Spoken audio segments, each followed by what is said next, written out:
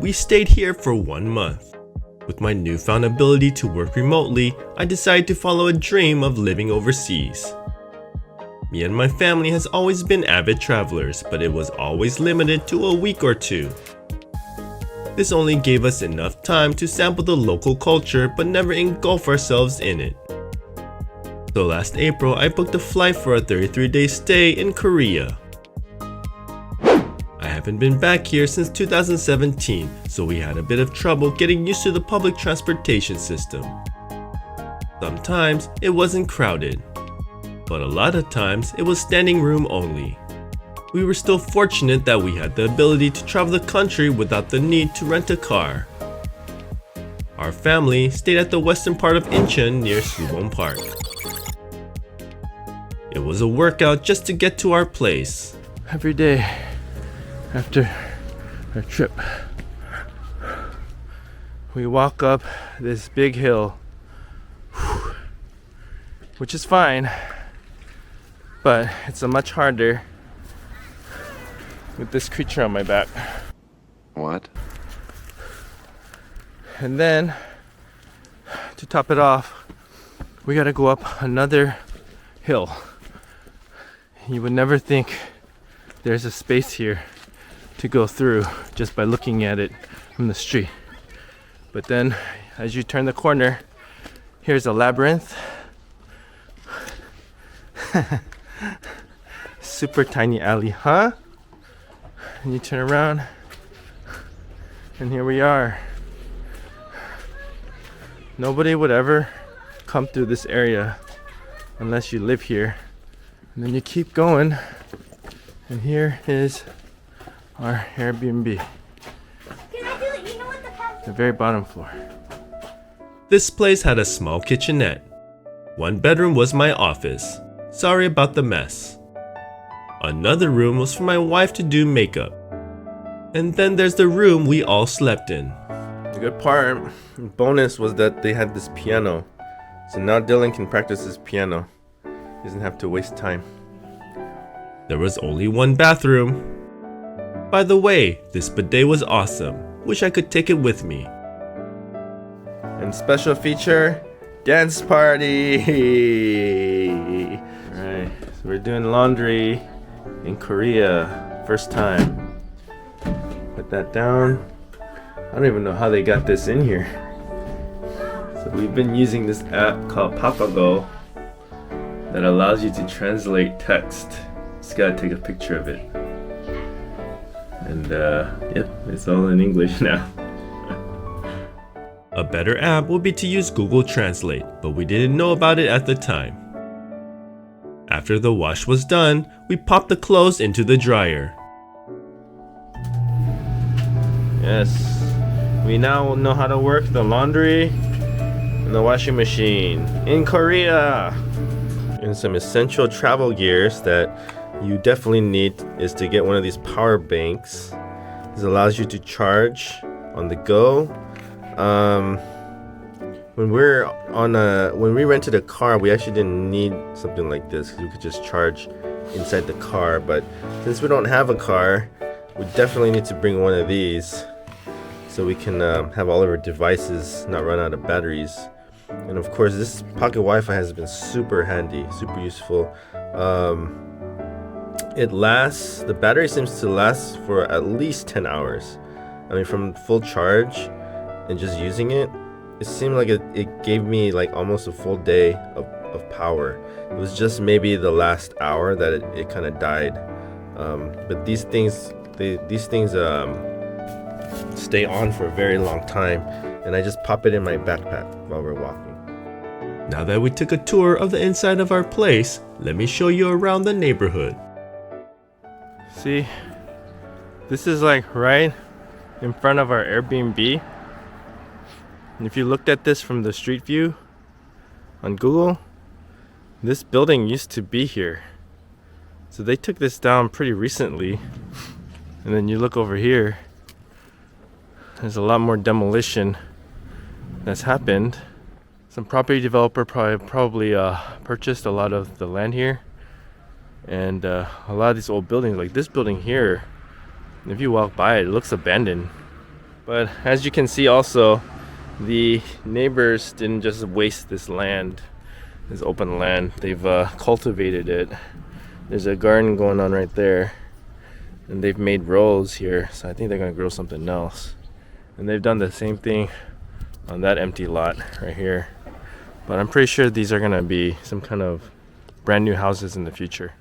And to prove this wasn't just at our house, here's another random lot with the same kind of garden.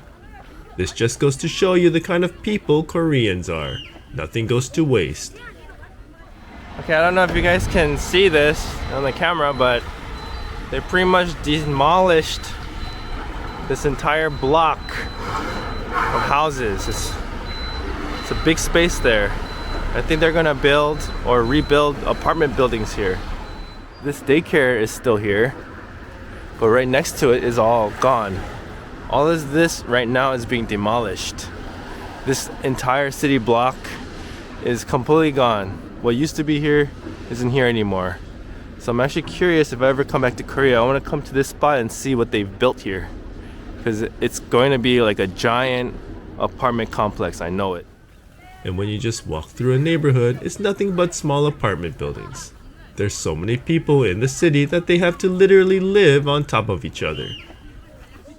One of the most beautiful parts about coming to Korea in the spring are these cherry blossoms. Every day we walk to this park to get to the subway station.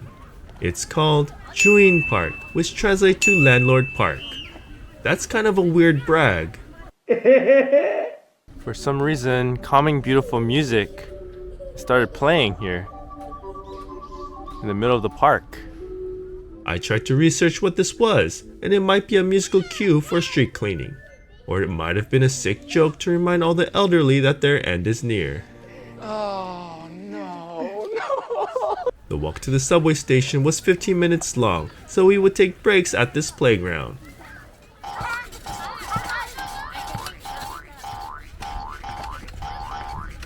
I can't believe after a long and tiring day, these kids still had the energy to do ellipticals.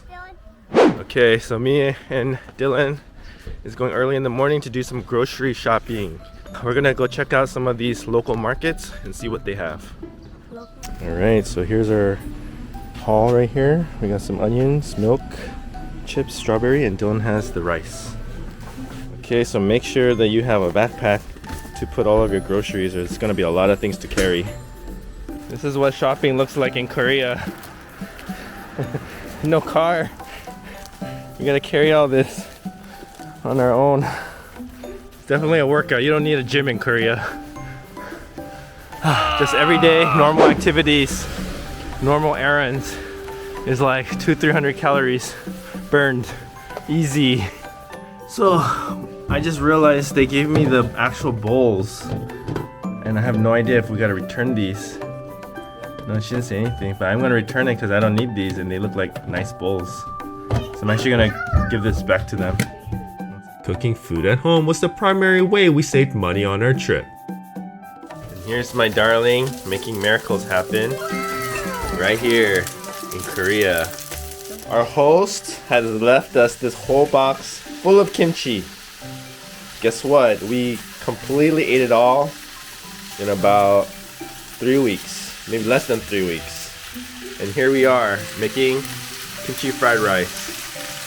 And here we are eating our Korean style meal using these to-go containers.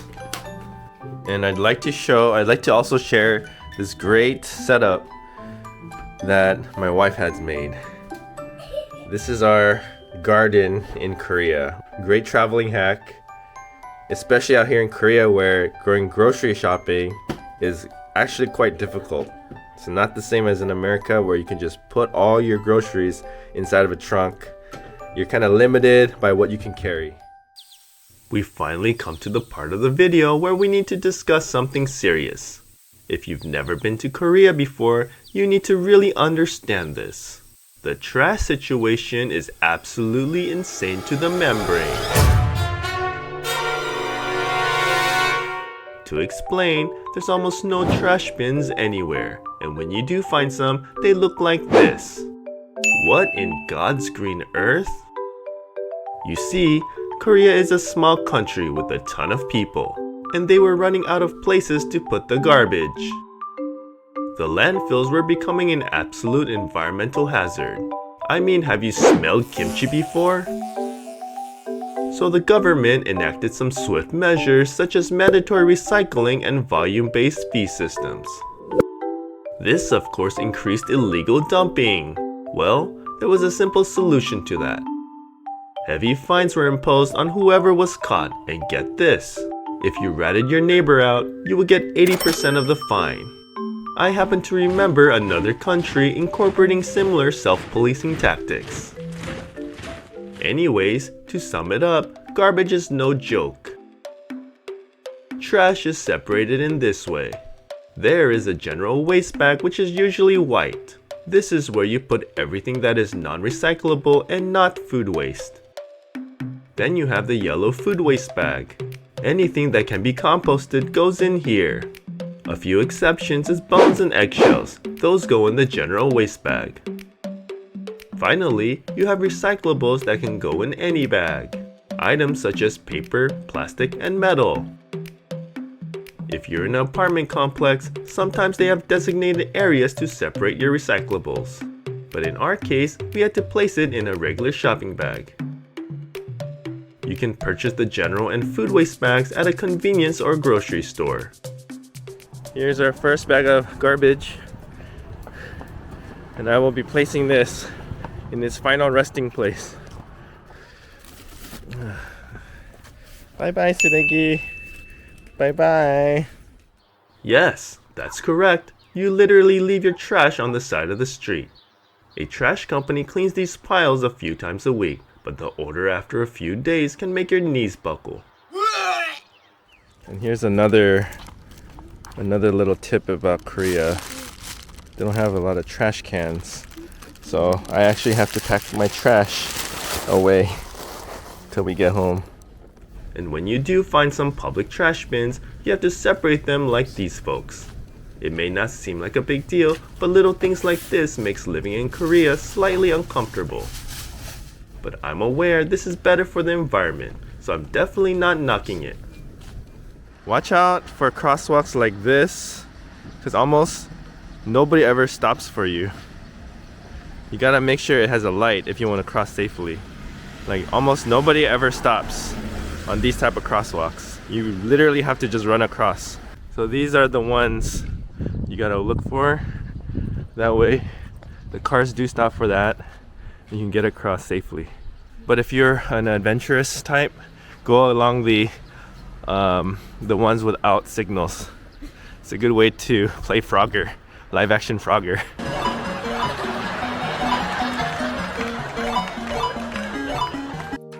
I looked into why cars don't stop for pedestrians, and it's because they don't enforce traffic laws. It's kind of ironic that garbage is valued above human lives. I'm actually not upset at this mentality. Whenever I see an able-bodied person casually taking their time across the street, it can be tempting to hit the gas.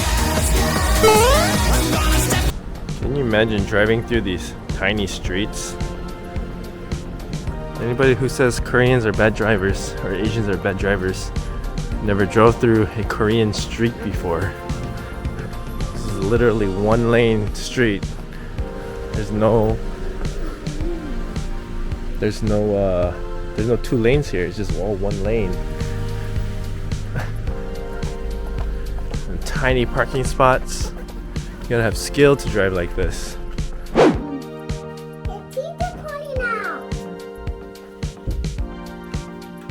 Unfortunately, I wasn't able to record the tooth coming out, but it was awesome to have this milestone happen in Korea. And now we're in Daiso. Daiso in Korea. Let's see what they have here. This Daiso was only a 5-minute walk from our house, so we went there several times to shop. For those who are familiar with Daiso, you know that this is a discount store similar to Dollar Tree in America.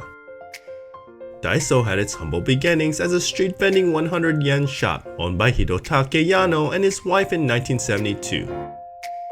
He ran his business from the back of a truck, And the reason he sold things for 100 yen was simply to make the accounting easier. What a practical guy. Wow. In 1977, the company got rebranded as Daiso and has since grown to over 5,000 stores worldwide. The secret sauce to their success is the procurement of the highest quality merchandise. They do this by purchasing items in large volumes in order to get a bulk discount. Holy moly. Yano also realized if he spent an extra 10 yens, the quality improves drastically and the customers are more satisfied. This positively altered the perception of the store. Because of this, customers are more likely to impulse buy and do treasure hunting. And unlike the 99-cent store or Dollar Tree in America, Daiso is frequently found near high-end department stores, instead of ghetto neighborhoods infested with hood rats. Make sure to wear a bulletproof vest next time you go to the Dollar Tree. Taking us back to Korea. Korea has the second most Daiso stores in the world, with Japan being the first. Outside of Japan, I've never seen so many Daisos in my life.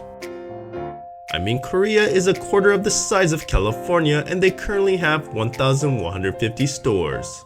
It literally felt like there was a Daiso on every block. And it didn't seem like a big thing at the time, but the logo looked different. Was my mind playing tricks on me? Did I just get Mandela affected by Daiso? Mandela effect, popularized phenomenon in which a large group of people collectively misremember facts, events, or other details in a consistent manner. Actually, no, I wasn't crazy. The Japanese logo is pink and looks like this, while the Korean one is red and looks like this. But why? I don't know. The Daiso in Korea started as a Korean firm, Asung, in 1997. They had a similar business, so Daiso of Japan invested 4.3 billion won into their company, and they swiftly got rebranded. Plus, Daiso sounded similar to Daiso, which means I have everything in Korean. It all fell into place, so Daiso of Korea and Daiso of Japan functioned as one unit for about 10 years. Islands disputed by two Asian neighbors are at the center of a fresh flare-up of tension. South Korea has flexed its military muscle, staging a defense drill to drive back any foreign landings from the outcrop it calls Dokdo. But in 2011, Korea and Japan had a land conflict about an island known as Liancourt Rocks. These islands fall halfway between Korea and Japan, and both countries are claiming ownership of it. They are no more than 47 acres in size, with steep cliffs and a total population of 2. A husband and wife team that spends their days catching octopus. So what's the big deal? Turns out it's simply because of national pride. And instead of taking a neutral stance, Daiso of Japan hops onto the bandwagon. In 2011, Daiso of Korea split relations with its parent company, redesigned their logo, and refused to sell any more of Daiso of Japan's products. Interesting enough, they did keep the same name. You can't really put a price on brand recognition. Today, Daiso of Korea is a fully Korean-owned company after they bought out the Japanese shares sometime in 2023. Going through the aisle, I would never have guessed this wasn't the same store, as everything looks similar. But it's good to know that if you shop here, you'll find items you can't get at any other Daisos in the world. When living in Korea for any length of time, you'll learn a few interesting things about the culture. Okay, so we're here in one of the bathrooms, and this is actually a bar of soap. I've heard of soap on a rope, but this is soap on a stick. What? They were actually invented in the 1950s from France, and they're called savon rotatif. Hope I pronounced that right. What? This contraption allows for quick drying with no mess. They're usually found in public bathrooms. The windows that they have in Korea, it has like 2 layers. So in our Airbnb was the same as this. It has one layer like this and another layer like that. There's like 3 layers of windows. I'm actually wondering why they design them like that, because in America it's literally just one. You know, you don't have like 3 or double layers like this. This information wasn't easy to find, but they're called double sliding windows and is to prevent condensation.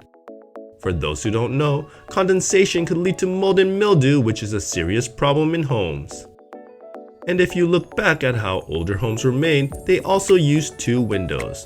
There would be an outer window which was made of glass and an inner window made of paper. This provided insulation and the occupant could choose to either have dispersed light from the paper or a clear view from the glass. Korea is really into lucky boxes. And this is not bad. It's only 5,000 won for these lucky box. So we got one from Toys R Us, we got one from Butter, and I don't know, maybe we should take a chance with these. Although the concept of lucky boxes or blind boxes is fairly new in the States, it's actually been around since the 1980s. Like a lot of trends, it started in Japan and was a fun way to manage leftover inventory. They called this fukubukuro or lucky bag. It's cool to see this trend in Korea as it feels like a fun way to sell extra stock. It really plays into people's gambling addictions. Johnny! So we've been here for about a week. I see these people with orange jackets on, and they go around collecting garbage off the street. Litter patrol. I couldn't find too much information about who these people were, but I guess this is a great way for retired people to give something back to the community. Okay, so today is the last day and the last few minutes in our Airbnb, when we will never see this place again. It's crazy how fast 33 days go by when you're having fun. Our last day in Korea. My grandparents aren't home. Just picking up our luggage. We're now in the last hours of our trip, but before going back home, we had to stop by our favorite donut place. It's called Subong Byeolmaru Donuts, which I think translate to Subong Star Donuts. This place only serves what they call chapsal donuts. Chapsal translates to glutinous rice. These are made with sweet rice flour and they're usually filled with red bean paste. Its outside is crunchy, but the inside is soft and chewy. This snack is commonly found at Korean bakeries all over the country. But what makes Subong Byeolmaru's donuts special is the fillings they use. Their specialty donuts have a whipped cream filling commonly found on cakes. They even had one that was custard. Of course, there are a variety of flavors to choose from. They even sprinkle some powdered sugar on top so it resembles a mini cake. Before going to the airport, we had a taste test at the subway station. Finally get a chance to try one of these. We've tried these chapsal donuts at many places across Korea, but nothing beats Subong Byeolmaru in flavor and texture. I'm gonna pick the red one. Let's see if this is all the hype.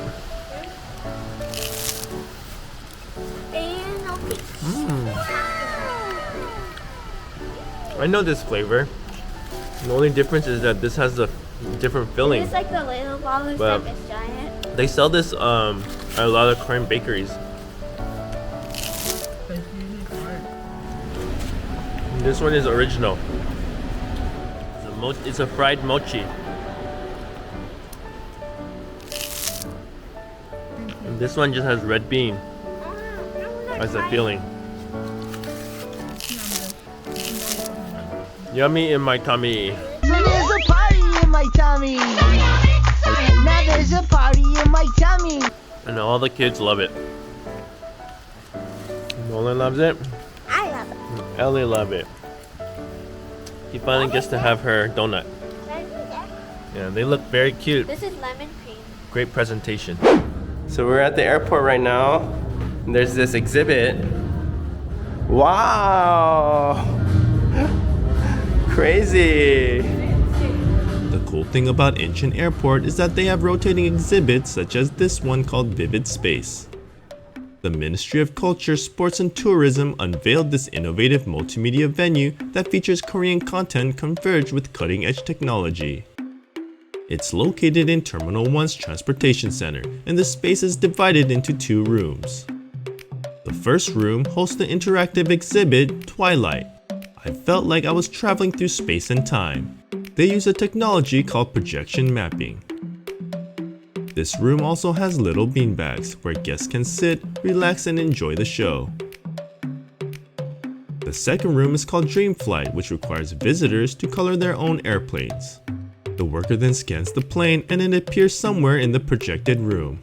Nolan's just coloring in his plane. Any finishing touches on this, Nolan? Are you ready for it to fly?